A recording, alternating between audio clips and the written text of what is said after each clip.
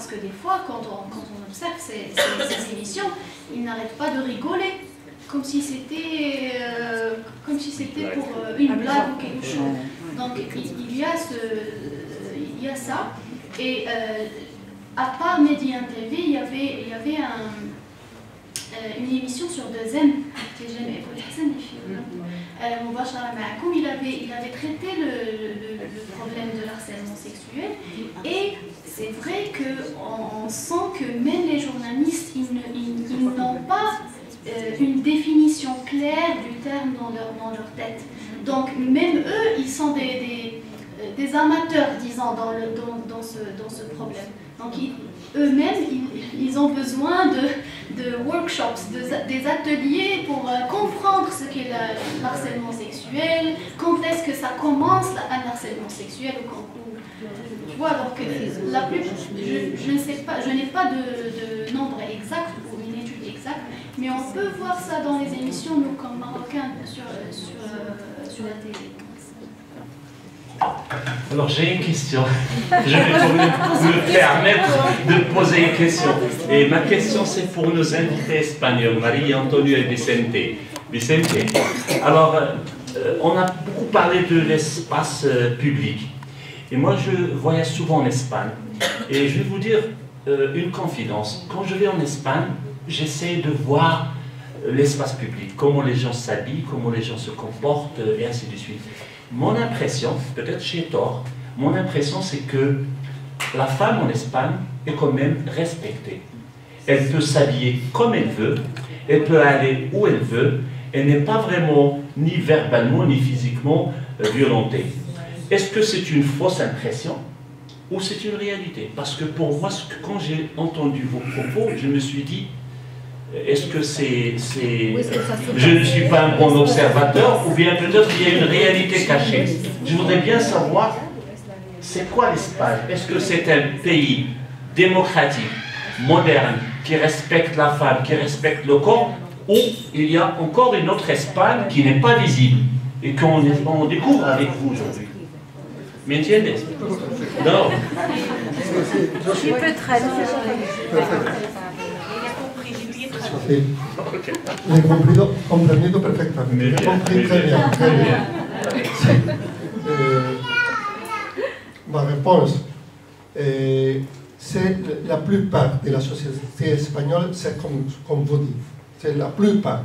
Mais c'est vrai qu'il y a fermement, mais ça dépend de l'espace. Par exemple, dans ma faculté, il y a plus professeurs femmes que sont professeurs. Nous ne pouvons dire c'est très bien préparé. Mais je pense que la réponse à sa question est brevemente que les femmes espagnoles ici, la femme espagnole, brevemente, os pido a las españolas que estáis aquí, a aquellas y a estas, que brevemente, en 30 segundos, digáis si os sentís, si en España hay equidad de género o hay una España oculta en la que a la mujer no se le trata igual que al hombre. Brevemente, brevemente. Yo creo que sí hay una equidad, cada vez vamos en aumento, pero todavía hay contextos concretos y en algunos casos 45 mujeres hay. Oui, je crois que ça existe, l'équité, ça existe en Espagne, c'est vrai, mais ça n'empêche qu'il y ait une minorité. Les chiffres qu'ils ont donnés sont véridiques, alors ça existe, encore. Est-ce que je peux poser une question modérateur? Bien sûr. Et après, ce sera plutôt professeur Chamel. Oh, pardon. Une réponse. Oui. Oui, moi je pense que oui, c'est vrai qu'il y a des contextes où la femme est, comme vous avez dit, qu'il y a de l'égalité, mais réellement je crois qu'il y a une violence, mais un peu cachée et invisible. Et pas toujours visible, par exemple, dans le langage, aussi on a parlé avant sur comment les hommes regardent les femmes des fois. Peut-être, apparemment, on dirait que oui, mais moi je dirais qu'il faut encore beaucoup travailler et que réellement, s'il y a de la violence en Espagne. Merci.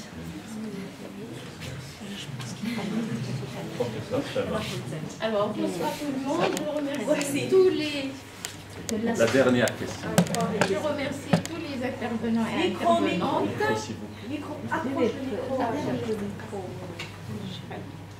Je remercie donc tous les intervenants et intervenantes.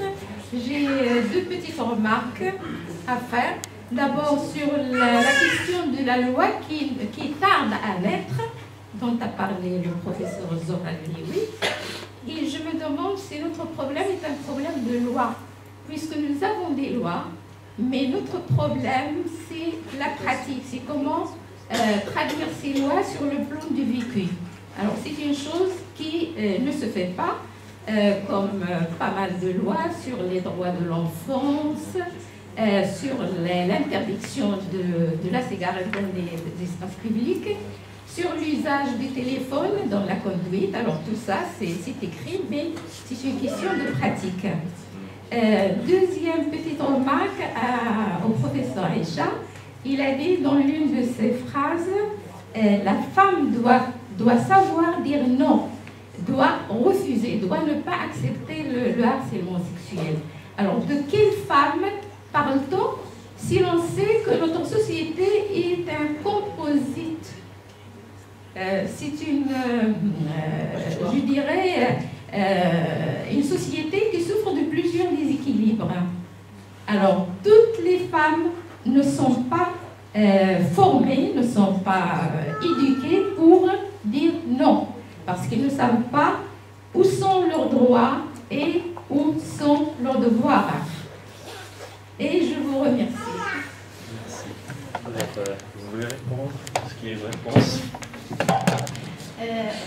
En fait, moi j'ai dit que on a envie de dire non. Quand on est harcelé dans l'espace public, on a envie de dire non, arrêtez, je ne suis pas intéressée. Et même quand on le dit, ça ne fonctionne pas.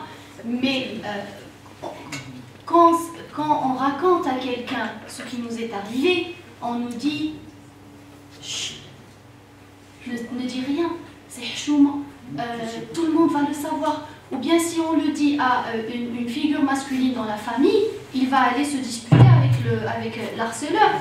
Et donc il y aura un problème encore plus voilà. Donc ce que moi j'ai proposé, c'est dans les campagnes publicitaires, on a beaucoup de témoignages, Ça y est, c'est bon. On a des témoignages, on sait qu'il y a un problème. On a besoin de ce que Maria a dit. On a besoin de vraies solutions. Comment on doit réagir avec l'harceleur? Il doit y avoir dans les médias alternatifs, il doit y avoir des façons. Pour nous, les filles, comment on va dire non? Comment on peut faire face à ça? Il n'y a pas de solution qu'on offre aux Marocains. Par contre, j'ai trouvé d'autres spots publicitaires qui sont à la France, à l'Espagne sur YouTube, où on te dit comment faire. Mais c'est en français, c'est en espagnol, c'est en anglais, c'est pas en déjà. Donc voilà. Je remercie tout le monde et je remercie d'abord le groupe Tanit d'avoir organisé cette belle rencontre. En même temps, je remercie nos amis de Séville qui nous ont bien sûr gratifié de très belles interventions. Et bien sûr, demain, il y aura une suite. J'espère que vous serez encore plus nombreux et plus dynamiques à cette séance de demain. Merci.